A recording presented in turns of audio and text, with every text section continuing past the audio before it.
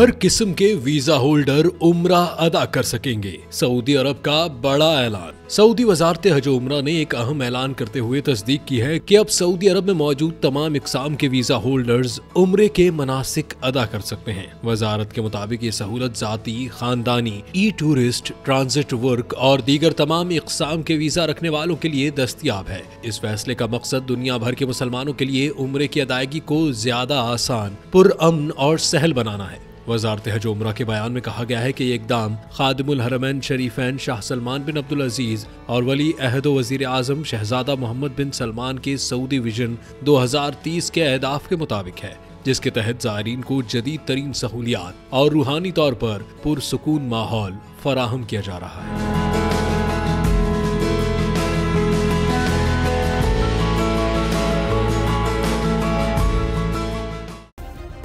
Subscribe करें और bell दबाएं ताकि कोई खबर रह न जाए।